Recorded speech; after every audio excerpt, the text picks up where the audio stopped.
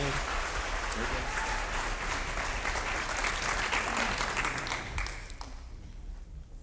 In 2002, over 70,000 Klamath River fall Chinook died in the river on the Yurok Reservation. I was 21 years old and I had just started my second year working for the Yurok Tribe fisheries program. I remember it was at the end of our world renewal ceremony, and I'd just come out of a 10-day fast when the people started talking about the dead fish that were in the riffles next to our dance camps. I went back to work the next day, get brought up to speed on what was happening, and we began surveying dead fish in the tens of thousands. And over 20 miles, every river bar was covered with dead and rotting salmon. The smell was overwhelming. I still remember it to this day.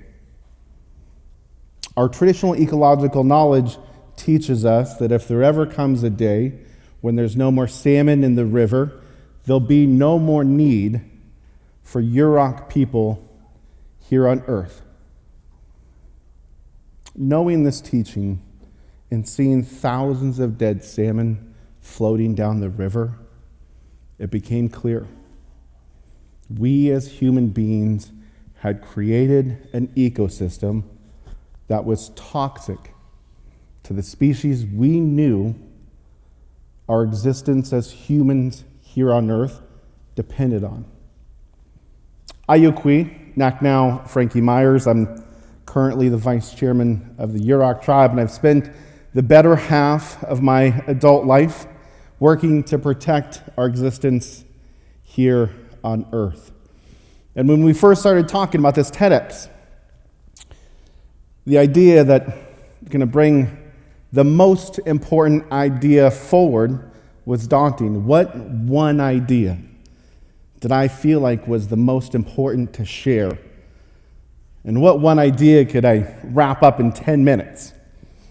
After a lot of talking with family and friends, I settled on a really old idea, one that had been shared by our tribal leaders for generations. Humans are a part of the environment. Humans are the most critical keystone species on this planet.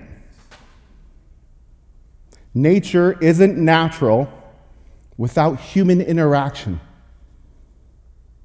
The idea that there's a wild that existed, that there's a wilderness that existed on this continent is based wholly on racism and the ideals of white supremacy. You see, it was the indigenous people who created the abundance on this continent. It was what the first colonizers seen when they began to explore this continent, the ecosystem that was created by the indigenous people. The abundant herds of buffalo and elk, the vast old-growth forests, the immense salmon runs were created. The abundant life on the North American continent was created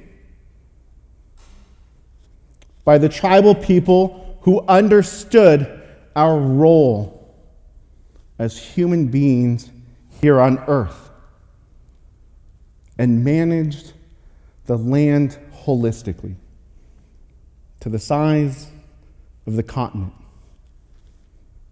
Now, this large landscape, historic, holistic management stood in the face of the narrative of the merciless Indian savage and tribal people merely being hunter-gatherers. The exciting part is this. Not only did we know how to manage the landscape historically, we still do. And not only do we know how to this day, we're still doing it to this day. The largest dam removal and salmon restoration initiative ever. The face of this planet was led by tribal people and has continued to be implemented by tribal people. The movement to bring fire back to the landscape began with tribes working together. Both of these large landscape holistic management techniques are based on two very easy and simple traditional pieces of ecological knowledge. One, partnerships, and two, holistic management. Knowing that both of these are key to restoring any ecosystem.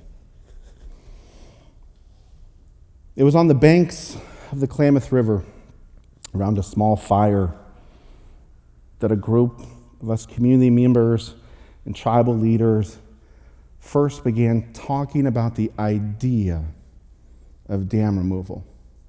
Now, at the time, we had no clue of how big it was or how long the fight lay ahead of us. But we knew what another 50 years of the dams destroying our river meant. The extinction of our salmon and the extinction of our way of life.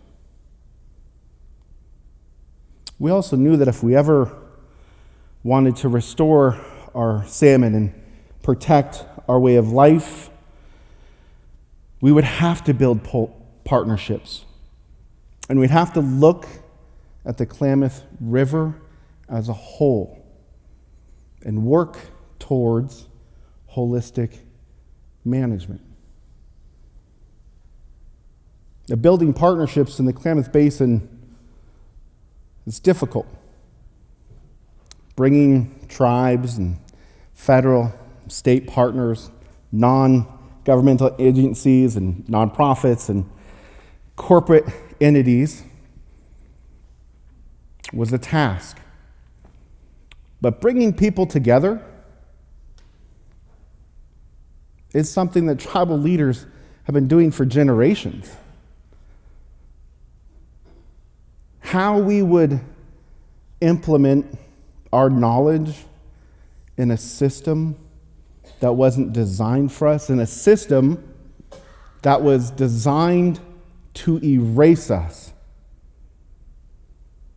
depended on those partnerships, depended on us looking at the basin as a whole and holistically managing it. After 20 years, we all don't see eye to eye in the Klamath Basin, not on every issue, not on every subject, but we all understand each other. We all understand it's our connections one to another, it's our connections to the land that are going to fix the world around us. But it's not just the earth, it's not just the land or the waters that need to be healed. It's our connection to one another, our relationships. A whole TED Talk could be given on the federal and state policies that have been created to separate us from each other and from the land. It was tribes working with one another to rebuild our late relationships with each other and with fire that is bringing back fire as a part of our natural ecosystem, a part of our lives. I pray that you understand what a true ecosystem is, what your role as a human being here on earth has always been. And if we truly want to have hope for future generations, we have to build a world that is balanced and sustainable. And we have to take responsibility for our role as humans here on earth. And maybe acknowledge the indigenous people and their knowledge to create a world we could all live in. Welcome. Welcome.